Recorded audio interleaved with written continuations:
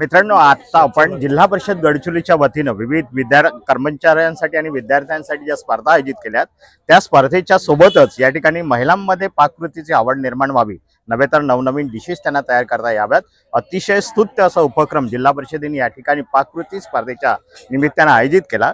त्यांचे मार्गदर्शक आणि संयोजक सन्माननीय अतिरिक्त मुख्य कार्यकारी अधिकारी साहेब आपल्या सोबत या ठिकाणी आहेत। त्यांची या आयोजनाबाबतची नेमकी भूमिका आणि काय उद्देश होता आपण थेट त्यांच्याकडून जाणून घेऊया। आमचा जो 4 दिवस क्रीडा आणि सांस्कृतिक महोत्सव सुरू आहे त्यात आम्ही प्रत्येक दिवशी कुठल्या ना कुठली वेगळी ॲक्टिव्हिटी करायचा प्रयत्न आहे। तो आज जे आमचं पाककला प्रदर्शन जे ठेवलं आहे ॲक्च्युली त्याची कन्सेप्ट आणि पूर्वीच्या मुख्य कार्यकारी अधिकारी श्रीमती आयुषी सिंह मॅडमनी मागल्या वर्षी आम्हाला दिली। आमच्या डेप्युटी सीओ इंगोले मॅडम आहे त्यांनी ती पुढे नेली।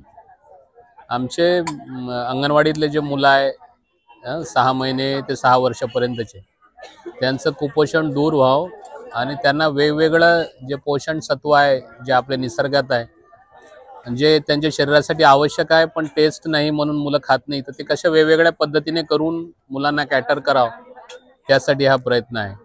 तुम्ही जर आमची प्रदर्शनी बघितली तर आमच्या अनेक अंगणवाडीत काम करणारे सेविका सुपरवायझर तुम्हाला हे कशा पद्धतीने मेहनतीने पाककृती करतात ते सांगतील आणि ती फक्त टेस्ट म्हणून नाही तर आरोग्यासाठी पण खूप उपयुक्त आहे।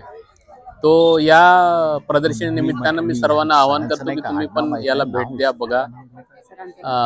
आमचं बचत गटाचं प्रदर्शन पण सुरू आहे सरसचं, तिथे पण विविध उपक्रम आम्ही ठेवलेले आहे आणि तिथे पण खाद्य संस्कृतीचं भरपूर प्रदर्शन केलं आहे। त्याला पण सगळ्यांनी व्हिजिट करा। या व्हिडिओच्या माध्यमातून मी सर्वांना तसं आवाहन करतो आणि आम्हा सर्व कर्मचाऱ्यांचा, अधिकाऱ्यांचा, बचत गटाच्या सदस्यांचा, सेविकांचा उत्साह वाढवा असं मी या व्हिडिओच्या माध्यमातून आवाहन करतो। थँक्यू। कार्यकारी अधिकारी राजेंद्र भुयार साहेब यांनी आपली भूमिका स्पष्ट केली। खरं तर महिलांमध्ये पाककृती निर्माण करण्याची स्पर्धा वाढावी एवढंच नव्हे तर आपल्या अंगणवाडीतील जे बालक आहेत किंवा जिल्हा परिषद शाळांमध्ये शिक्षण घेणारे जे बालक आहेत त्यांच्यासाठी शाळा पातळीवर असे काही डिशेस आपल्याला मुलांना देता येतील का, तसं पौष्टिक आहार देण्याचा स्तुत्य प्रयत्न केला जावा असं एक शुभ संदेश त्यांनी या ठिकाणी दिला आहे। मला आशा आहे की निश्चितच आपल्या अंगणवाडीमध्ये आणि आपल्या जिल्हा परिषद शाळांमध्ये विविध पाककृतींच्या मध्ये इथल्या काही पाककृती नक्कीच आपले शिक्षक बांधव आहेत अंगणवाडीत आहे त्याचा वापर करतील असा आम्हाला विश्वास वाटतो।